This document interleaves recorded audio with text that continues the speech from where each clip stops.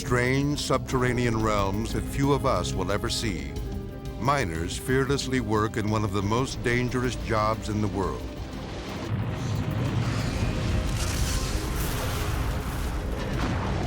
Mines are environments loaded with danger, and when accidents happen, they are all too often fast and deadly. Here, we'll stay on this right side. Nice, we got everybody. We found him. We believe it to be John Gibson. A cave-in or an explosion in a mine can be disastrous, and a miner's life can suddenly hang on a thread. Mines exist in a world of perpetual night, where there are seldom second chances. Here, a miner's most precious commodity can be the will to survive a cave-in.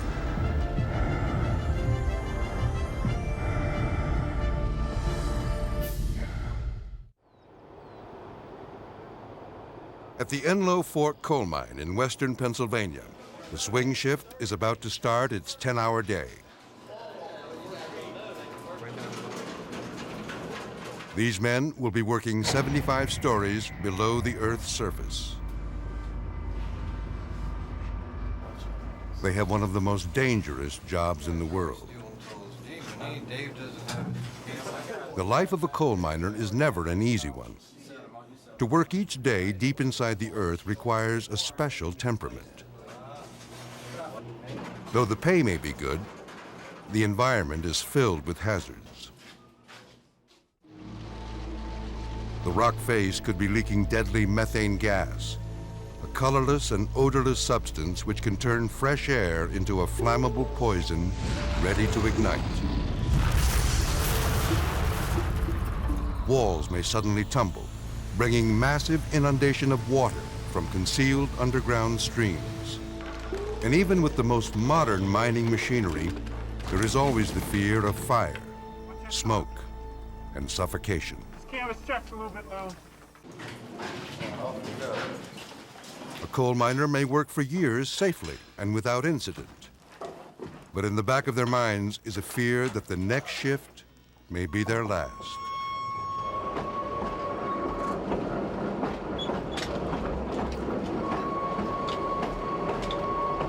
Most of the world's coal mining takes place underground. Coal itself is actually the 300-million-year-old remains of prehistoric vegetation that grew primarily in swamps and peat bogs.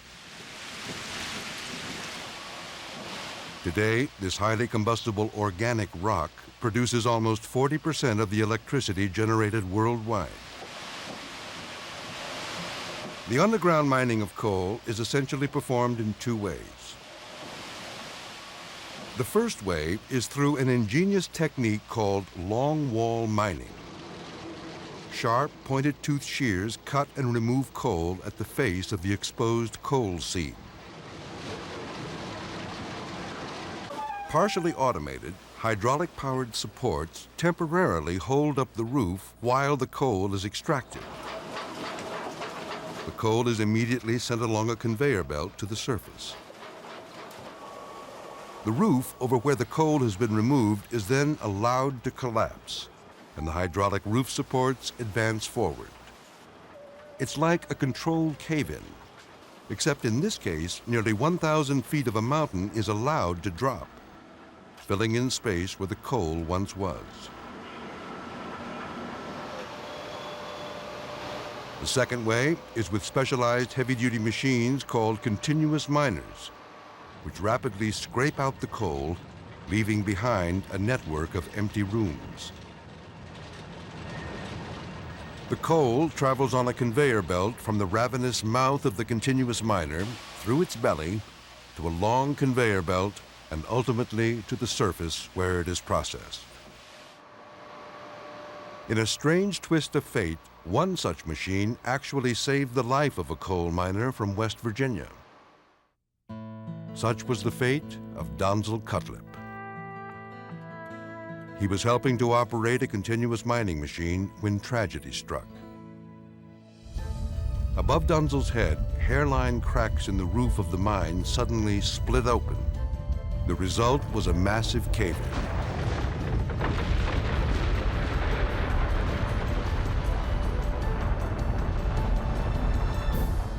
As I was going towards the miner, the rock hit the top of my hard hat, and just all of a sudden, the mountain started shoving me down. And it took me right down flat, and it was awful. The cave-in sent tons of rock crashing down, instantly killing 3 other miners working nearby. Nearly 8 feet of rock landed on top of Donzel, pinning him to the ground. Remarkably, Donzel's life was spared by the continuous miner, which in fact had shielded his head from the tremendous weight of the fallen rock. Unfortunately, he was now hopelessly pinned down under the machine, unable to move any part of his body. There was so much weight on me that my clothes were bloody, where it squeezed the blood out of my pores. That's how much pressure I was under that 8 foot of rock. He called for help, but with his co-workers now dead and the roof collapsed all around him, his cries went unheard. I could just take little short breaths of air, just enough to keep me awake and alive. But I never did go unconscious. If it wasn't for my wife and my kids, I'd have gave up under the ground. Eventually, some miners who had been working nearby heard Donzel calling for help beneath the rubble. The miners quickly mobilized into action. Using slate bars and anything else that was available, they began to frantically dig. Rescuers soon joined in the effort and worked for hours trying to remove the massive amount of rock that was now on top of Donzel. Finally, Donzel was pulled out of the rescue hole. Approximately 14 hours I was under there. That's how I lost my arms. They were pinned under my chest, and it cut the circulation off of them for so long that they couldn't get them to come back. Though Donzel Cutlip lost the use of both of his arms that day in the cave-in, he was lucky to walk away with his life. Rockfalls are a terribly difficult part of any underground operation. You know, the old maxim is that Mother Nature hates a vacuum, and Mother Nature is going to correct that by filling in that vacuum. So that in a mine setting, as soon as you open up that mine, by virtue of cutting a swath out of the underground location, you have in effect created a place that is ultimately going to fall. Well, it's getting heavy, guys. Hey, we're gonna turn to the left right here, guys. Okay, go left. No, no. Watch, there's a cable right here on the floor. Okay, we're stepping over the cable right here. Watch yourself. Everybody okay? When an unexpected cave-in or an underground fire or flood does happen, it is the job of mine rescuers to try and save lives. Watch that trailing cable. See anything? Everything looks good. The work can be terrifying and potentially deadly. And there are many accounts of the rescuers themselves getting trapped, having been virtually eaten alive by the earth. But without their bravery, all hope for survivors would be lost. Sooner or later, everybody that's involved with it knows that that phone call could come and you might have to go. And you're only going to be called if something bad has already happened. You're going to try and pick up the pieces. But you're going to go and you're going to help either your own fellow employees at the mine that you work at or fellow miners at another mine. At a coal mine in Borken, Germany, an explosion caused a massive cave-in of a deep underground mine. Initially, rescue workers thought all 57 workers in the mine were killed.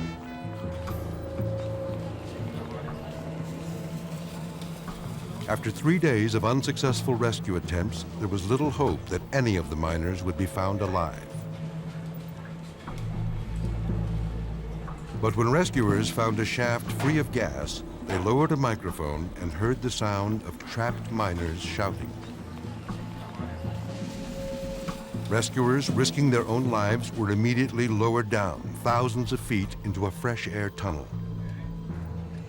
Miraculously, 6 workers survived by finding a pocket of air. One by one, the survivors were put on stretchers and lifted to the surface.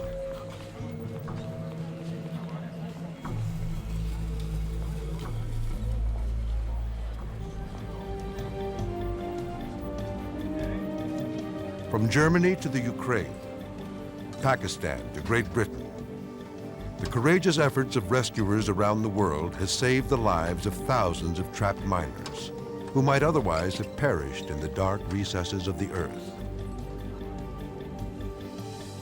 W trakcie akcji ratowniczej ten kontakt. Ironically, the rescued victims may never know their rescuers. For the rescuer's job is simply a duty. And in a successful rescue operation, the main goal is to get the victims out quickly, ensuring their safety and health.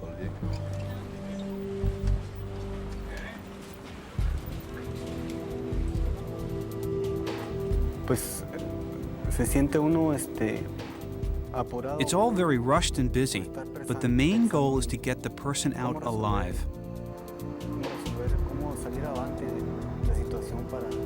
It is very satisfying to rescue a person alive and healthy. It's been a very emotional event for them in their life. Particularly, I remember one individual that particular day that he had not said to his wife that he loved her. And that was prior to going into the mine. And he said, if you ever had that feeling that you were in an airplane heading for the ground, he said that's the way he felt. In these life or death situations, rescuers need every advantage they can get. And to help them, technology is evolving to a point where rescuers can now save trapped miners in ways which were once thought impossible.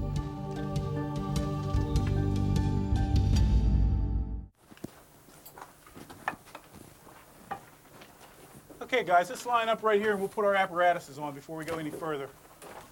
What every miner fears the most is a fire.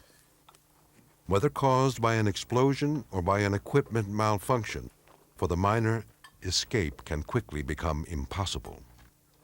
Okay. Okay, you're sitting on about 1,800 PSI. How you feel? Okay. Virgil? You're, looks like about 22. How you feel? I feel fine, Charlie. Okay.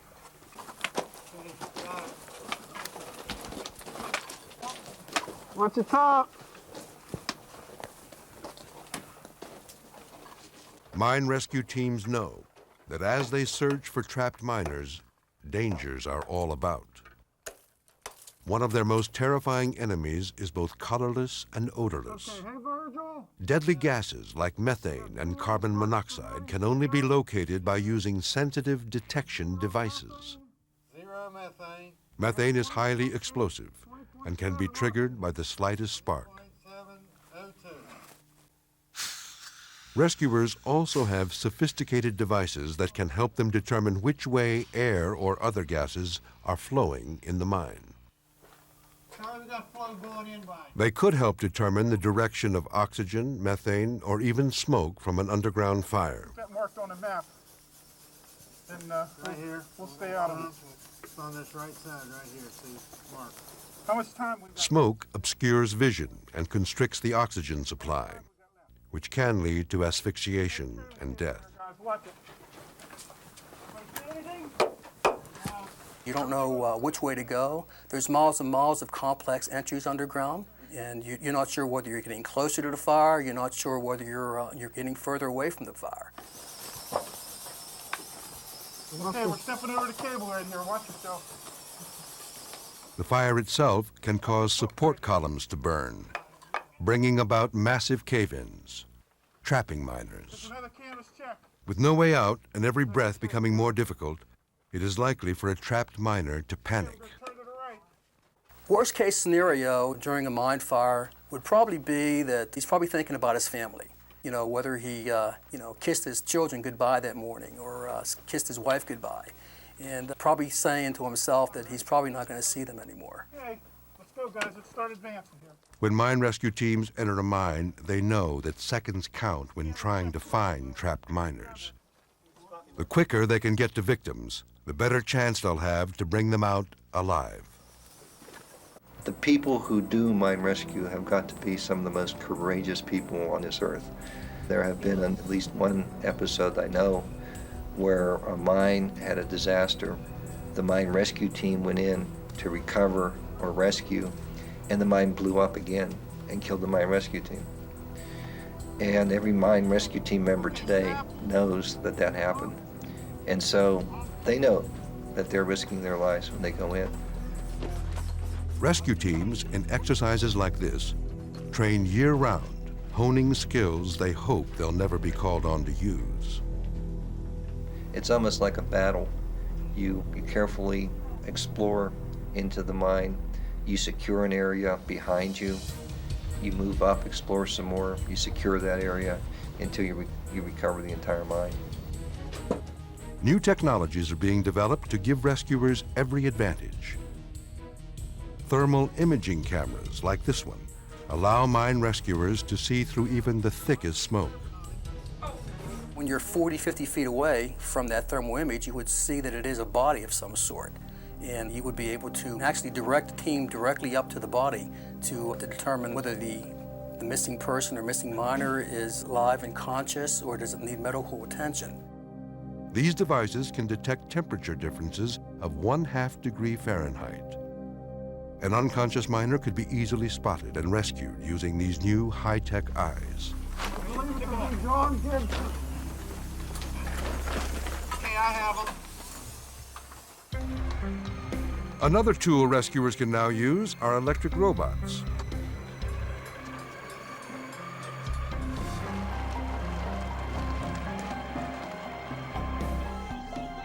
Law enforcement personnel have been using these steel enforcers for years, often putting them in harm's way.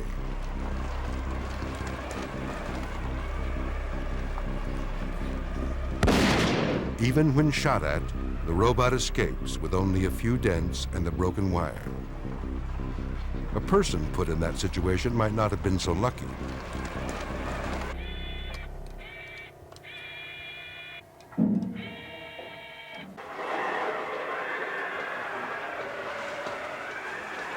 These tireless robots can enter almost any type of dangerous and even deadly environment, including underground ones, and send back information to a rescue team via an onboard fiber optic cable. Well, because it has onboard cameras, we would be able to search throughout the mine to try to locate trapped miners, and we might find some clues such as a hard hat that became dislodged, or some other piece of equipment that would give us some clue as to the whereabouts of the miner. With an 8-hour power supply and a robotic arm that can extend almost 5 feet, this machine could someday be called upon to be the key member of a rescue team.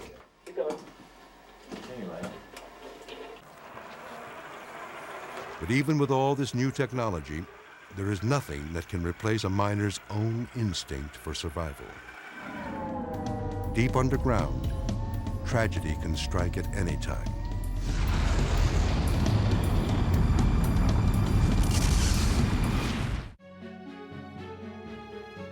Mining coal or other minerals was often a primitive affair.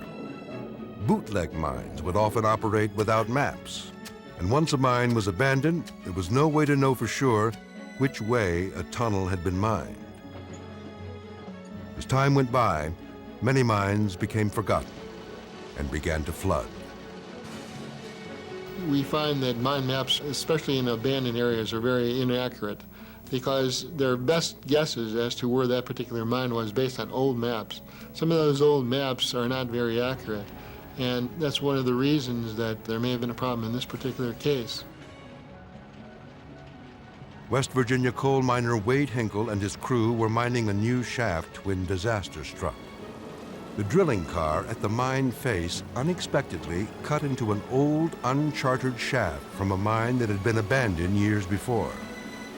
That old mine had since filled with water, and almost instantly, the mine Hinkle was working in began to flood. He suddenly found himself in waist-deep water, struggling to stay alive, when there was an explosion.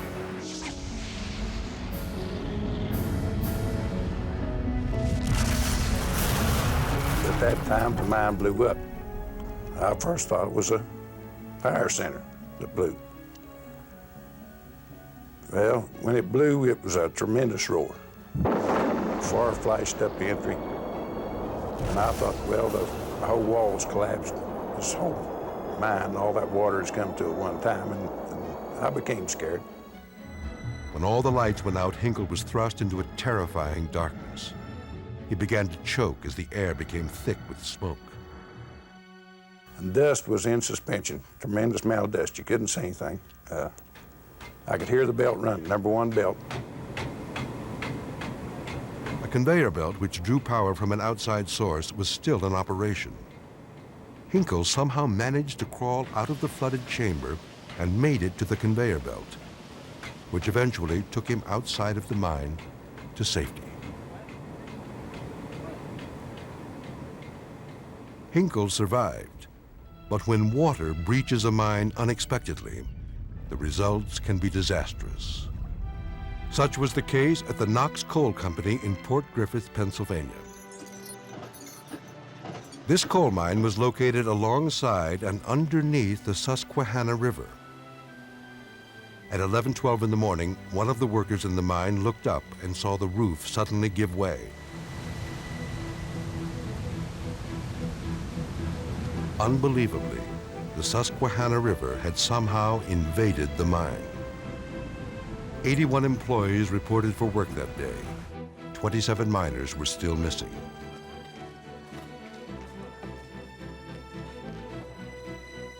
The miners that immediately escaped were happy to be alive as they learned the magnitude of the cave-in.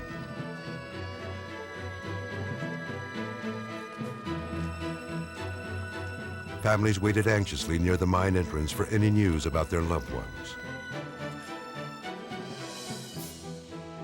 The new governor of Pennsylvania, who had only been in office for 3 days, immediately visited the site and offered help.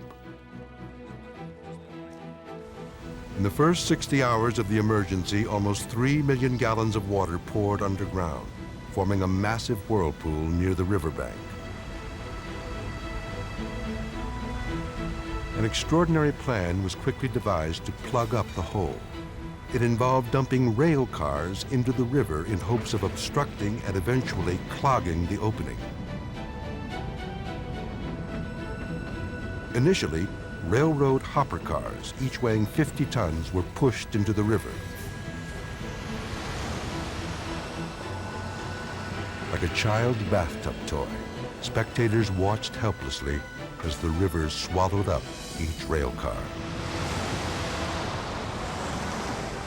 Only after an additional 400 one-ton coal cars and 25,000 cubic yards of dirt, rock, and boulders were dumped into it was the hole finally plugged.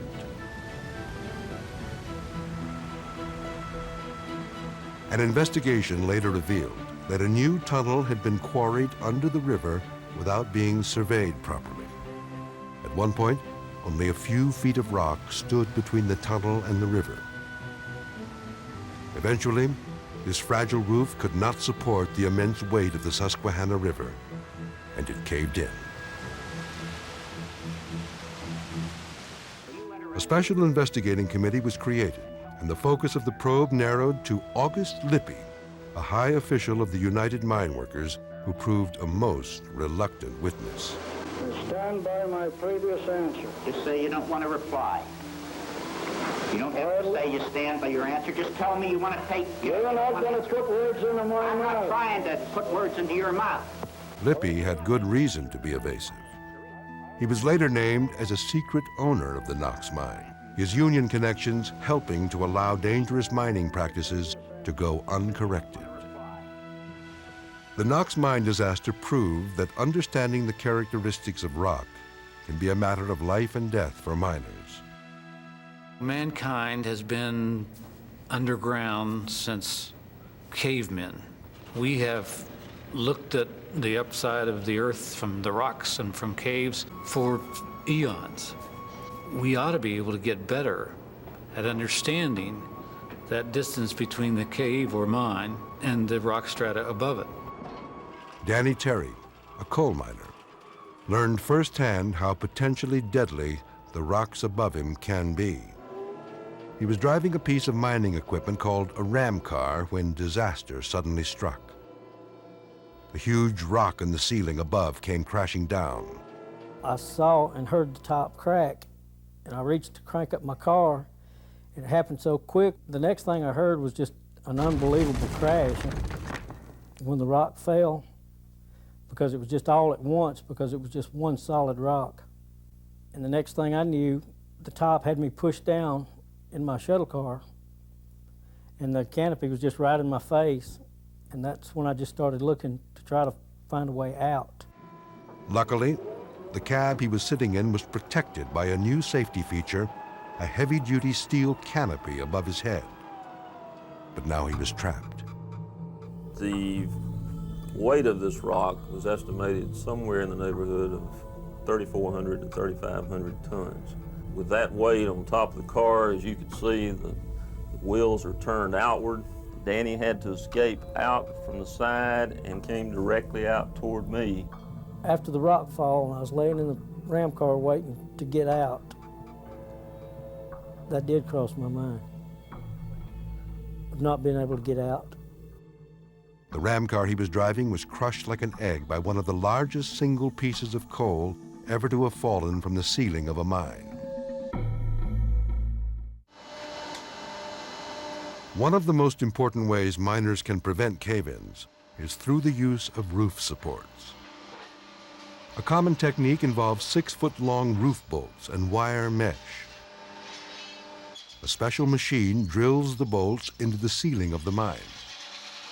These bolts and wire mesh help to bind the rock layers together, preventing roof falls.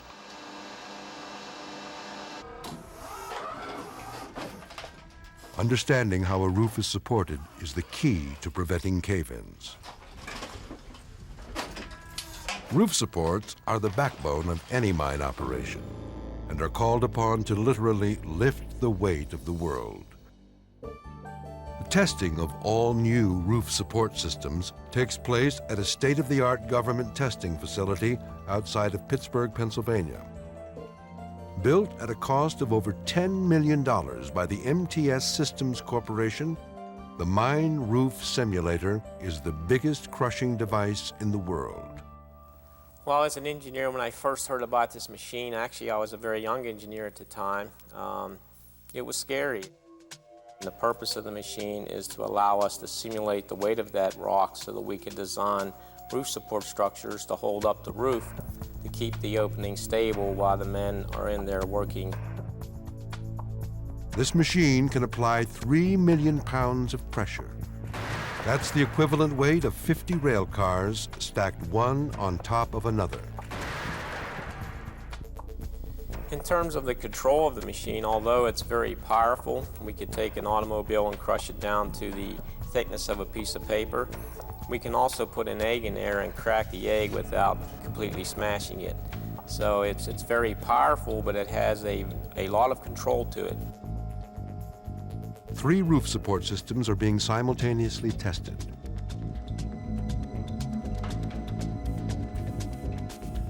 In this high-speed footage, we can actually see the bottom of this giant crusher moving upward to apply the enormous pressure.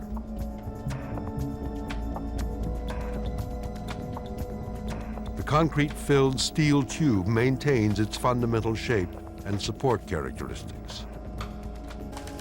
The cinder blocks, however, quickly crack and fall apart. But surprisingly, the wood blocks placed in a new cribbing design also proved to have excellent support characteristics.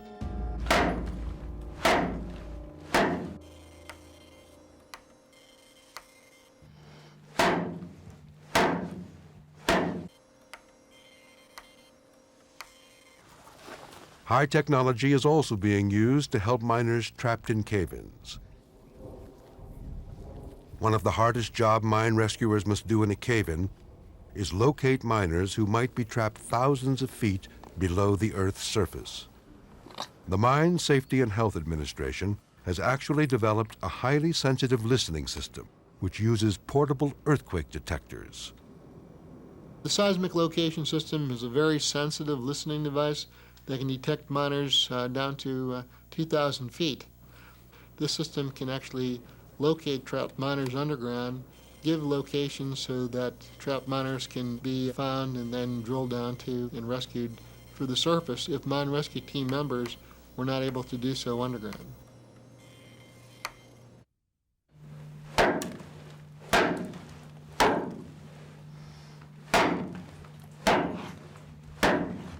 A trapped miner would use whatever material is available, perhaps pounding on the roof of the mine with a timber.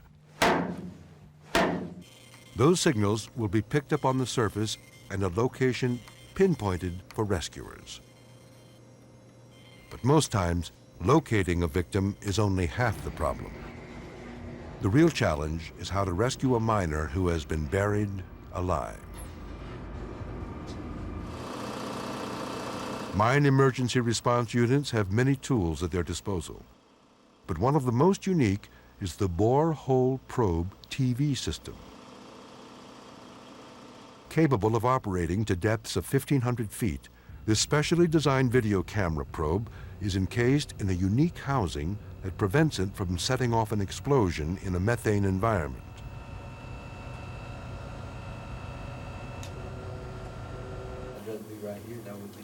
This device helps give rescuers the eyes they need to find miners who have been trapped by cave-ins.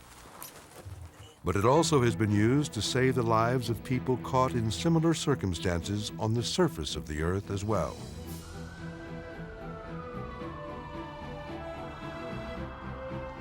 On September 19, 1985, a massive earthquake registering 8.1 on the Richter scale struck central Mexico, devastating a large part of Mexico City. 10,000 people were killed and 50,000 people were injured as over 800 buildings collapsed and immediately turned to rubble. Rescuers worked around the clock to save helpless victims trapped under mountains of concrete. Some of the rescue teams were even equipped with dogs that could sniff out trapped victims.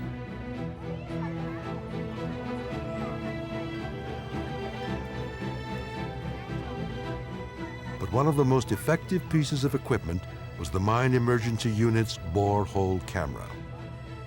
At the Nueva Leon apartment building, it was called into use when rescuers thought they might be getting close to some victims.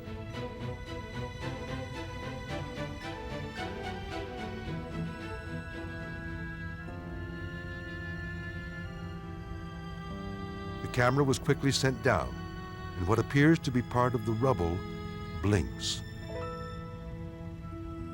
In the blink of an eye, a survivor is located. The woman and her husband, who were both trapped inside the collapsed building, were brought out alive. They had been completely buried for 4 days in total darkness, a living death, with no possibility of getting out on their own. Thanks to the borehole probe TV camera, they escaped certain death. The terrifying fear of cave-ins is shared by miners across the world. In Bolivia, primitive mining conditions greatly increase the risks of deadly cave-ins. To help counter the danger, miners go through a ritual each day before work. They make offerings to the spirit guardians of the mine. These miners know that a cave-in can strike at any time, and they must constantly be on alert. Technology is not the most modern or the safest. 16-year-old Pedro, a miner since he was 10, has learned to make do with outdated equipment, including unreliable explosives. Invariably, accidents do happen. Today, rescuers have a fighting chance to save trapped miners. But at the beginning of the 20th century, they were almost helpless in the face of some of the biggest and worst cave-ins the world has ever seen.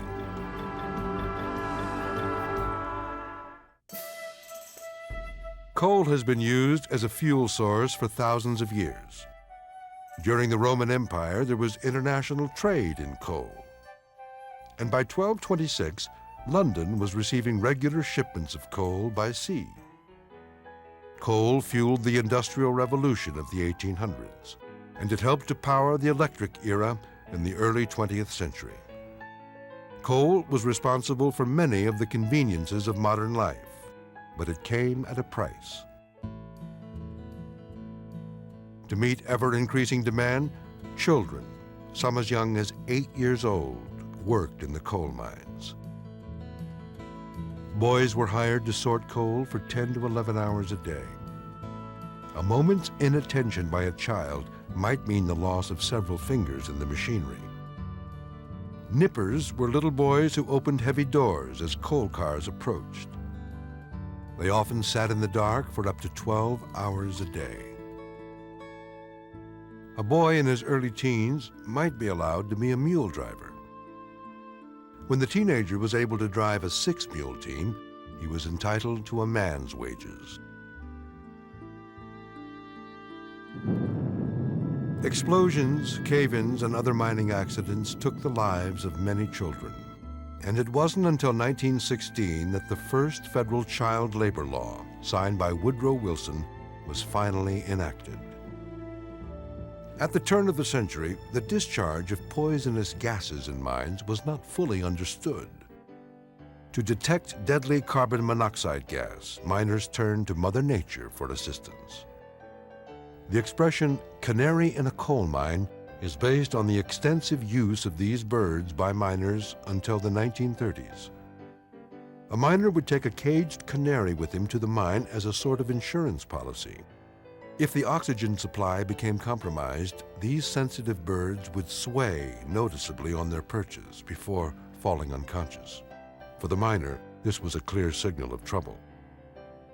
The birds were so widely used that the rescuers even carried special canary resuscitation cages into the mines with them. Unfortunately, at the turn of the century, safety was not a priority, and rescuers were often needed. Although the equipment evokes images of Jules Verne, rescue crews in the early 1900s were perfecting skills that would evolve into the modern rescue crews of today.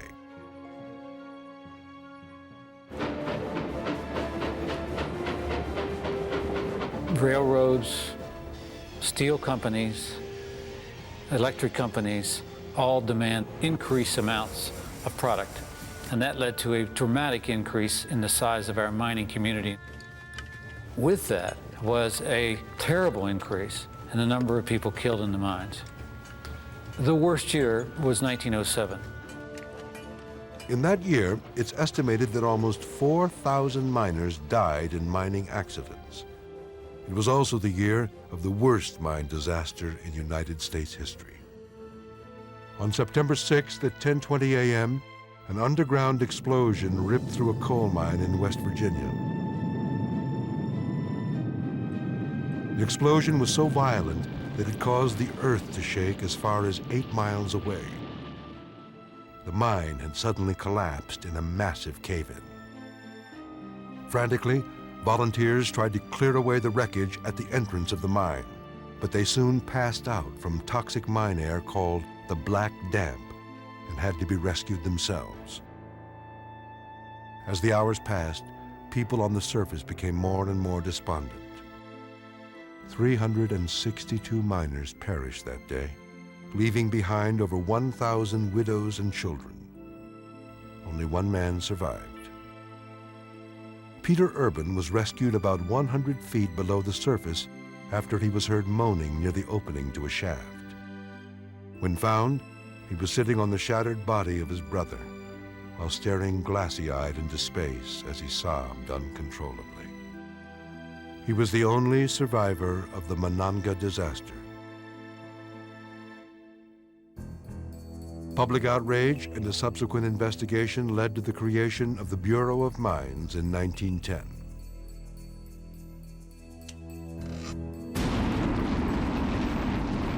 Through their extensive research programs, the dangers of mining became better understood. Explosives were made safer, and more reliable rescue tactics were developed. With each passing decade, the annual number of deaths declined dramatically. But then, on November 20th, 1968, one of the worst mining disasters of modern times took the world by surprise. 99 miners went to work at the Consul No. 9 mine in Farmington, West Virginia that fateful morning.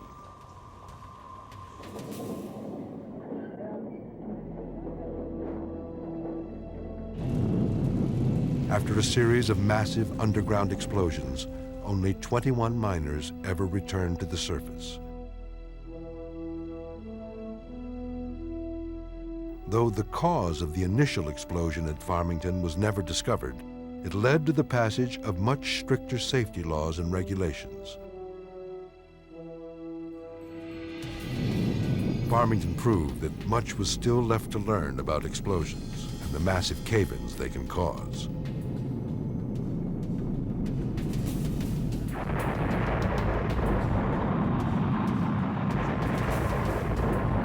It is thought that many underground explosions are caused when methane, a colorless, odorless gas, is somehow ignited.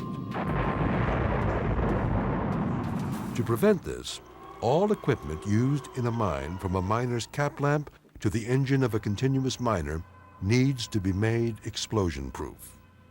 To see if a device has been engineered to prevent an explosion, it is brought to this government testing facility in West Virginia. Methane will be pumped into the explosion gallery to see if this piece of mining equipment can pass the test.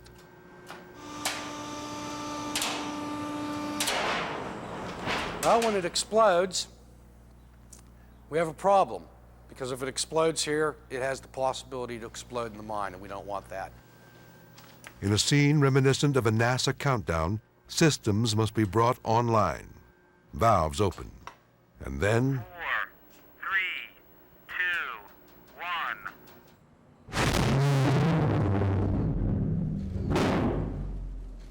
if we have an explosion, we go back to the manufacturer, let them know that they need to do some redesign work in order to bring this to a much safer level. Another crucial test is performed on material called brattice cloth, which are curtains used in mines to control the flow of air. The test is very important because you want to make sure that brattice cloth that's used in the face area where miners are mining coal does not catch fire and does not propagate a flame, which could end up in a disastrous coal mine fire. So it's important that the brattice cloth be fire resistant. The cloth proves not to be fire resistant and doesn't pass the test. Fires and explosions are just some of the frightening hazards miners face while working deep underground. On May 2nd, 1972, a fire broke out in the Sunshine Silver Mine in Kellogg, Idaho. When thick smoke from the fire killed an underground elevator operator, the normal day shift of 173 men suddenly found themselves trapped, thousands of feet below the surface, in a mine thick with fumes. Over 100 rescuers from around the country were called in and worked feverishly to try and save the trapped miners. Jeff Kravitz was one of those rescuers on the scene. One of the things that will be indelible in my mind is the looks on the family members as we entered the mine and seeing the faces of the family members and loved ones of the people underground. And I understood what the mine rescue team members were going through. I knew, looking into those faces, that I too wanted to risk my life to help save those people who were underground. Rescuers entered the main shaft to seal off all passages leaking dangerous gases. The immediate goal was to secure a safe opening to begin the search for survivors.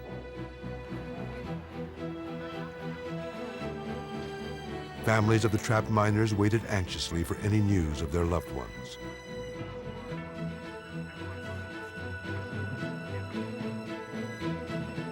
The dangerous work of creating a safe passage was complete, and there were signs from within that some miners may still be alive. Clinging to signs of hope, the rescue teams were now mobilized. 3 specially designed rescue torpedoes, including one from the Atomic Energy Commission, were flown in to aid in the rescue. Eventually, 2 rescuers boarded one of the capsules for the first dangerous trip down to look for the missing miners. It was a harrowing descent of nearly 5,000 feet. Here, in a recording made at the time, are the voices of the actual rescuers. You know how to pray. Hello, Jim. Hello. We got some survivors down here where they're banging on the pipe. Roger. We'll take it real cautious here. Okay. We're going to go on ahead now. We can see a light up ahead, so I assume that's where they're at. You can see the light? Yes, sir. Good. The miners themselves were also quite elated, but they didn't know exactly what to think because they had been underground for over a week. And they saw these lights coming at them, and they thought that angels were coming after them, and this was their last moments on Earth. And lo and behold, the angels turned out to be mine rescue team members. 2 miners who had been stranded at the 4,800-foot level were finally found by rescuers. At the entrance of the mine, wives of 2 of the surviving miners waited anxiously yet joyfully. The wife of one of the miners was quoted as saying that she would never give up hope and had no intention of being a widow at 18. The men emerged from the mine entrance, weak but in good condition. Both miners, who had been underground in pitch-black darkness for nearly 7 days, were so dazzled by the lights they almost missed their ecstatic wives. The miners survived by staying close to one of the only fresh air shafts that was still functioning. Officials rushed them to a nearby hospital for an examination, and they were soon released. Tragically, of the 173 men who worked in the mine that day, only 74 ever made it out, making it one of the biggest mining disasters in history.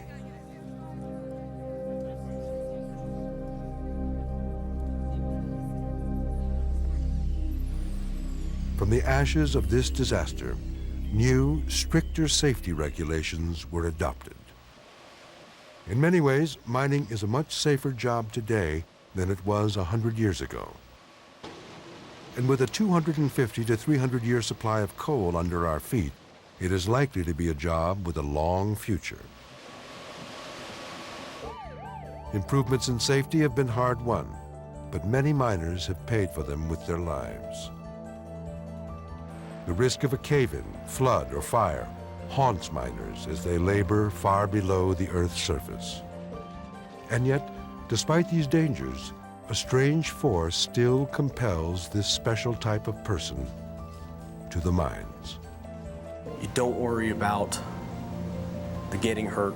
You don't worry about the what ifs. You go in and you do your job. If you do your job and you do it safely and you watch your back, you'll be fine. You'll be fine. And if something were to happen, I know that there's a good group of guys that are going to come get me.